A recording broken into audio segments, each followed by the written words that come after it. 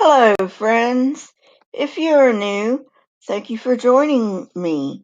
If you are a fan or a subscriber, welcome back. I really do appreciate you. Today I'm going to be talking about Jehovah's Witnesses and their second president, Joseph Rutherford. Not much else I need to say, so let's get on with the video.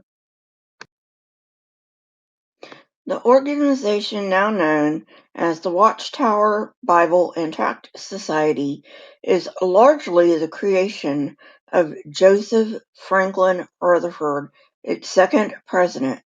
By 1928, he had run off most of Russell's followers, and in 1938, only a handful remained in his quote-unquote Theocratic Organization. Joseph Franklin Rutherford was born in Boonville, Missouri, USA on November 8, 1869, but not much is known of his childhood.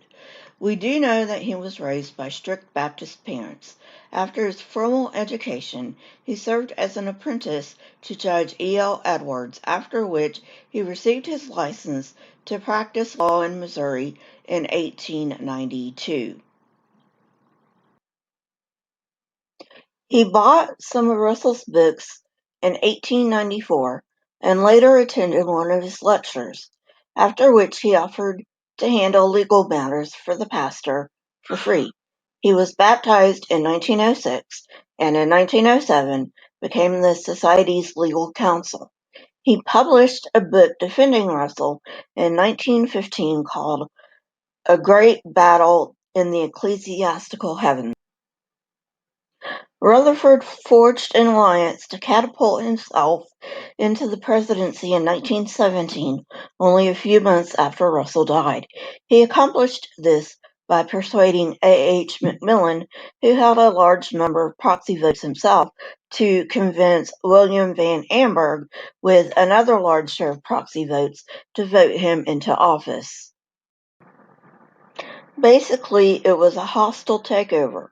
Realizing most would not accept his election, he promptly removed 4 directors who resisted his attempts to control the society's assets and appointed supporters in their stead. The ousted directors chose not to pursue the matter in court.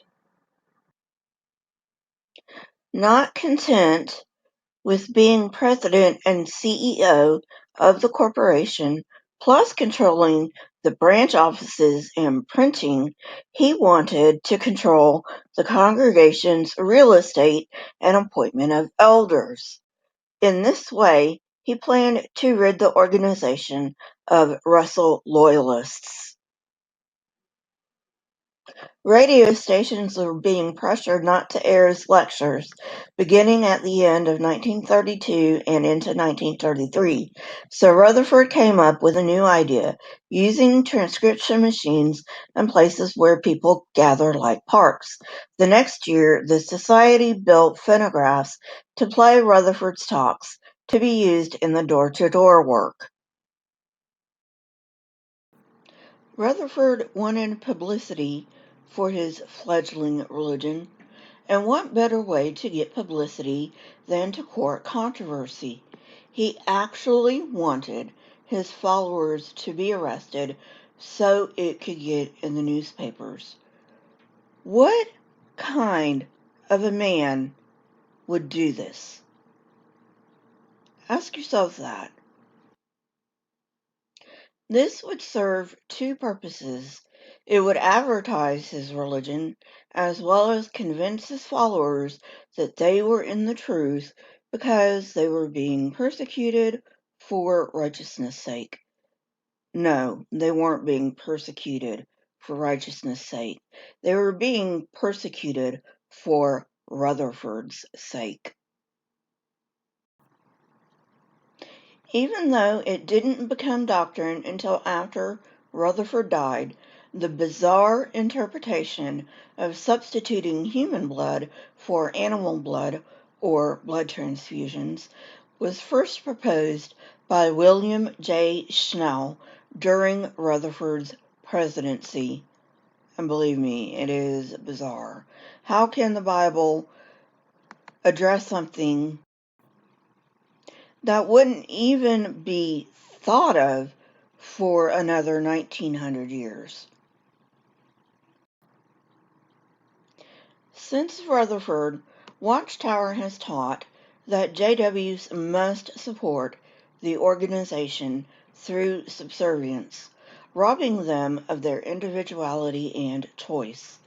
He even went so far as to say that, quote, "The great crowd are witnesses for Jehovah, but they do not bear the official name," end quote. August 15th, 1937 Watchtower, page 250. It's in black and white, JWs. Rutherford said, "If you are part of the great crowd," which I don't even know how you figure that one out, but if you are part of the great crowd, you are not a Jehovah's Witness. Get it through your thick skull. They're using you. There will be a part 2, possibly a part 3. But this is it for today. If you like this kind of content, hit the like button, press the subscribe button, and if you would like to know when I come out with new content, hit the bell next to the subscribe button. My Twitter, Discord, email, and PayPal links are in the description, along with the source I used for this episode. Question everything and never be afraid.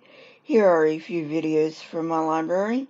If you have not watched them yet, go ahead and watch them and tell me what you think. Until next time, friends, goodbye.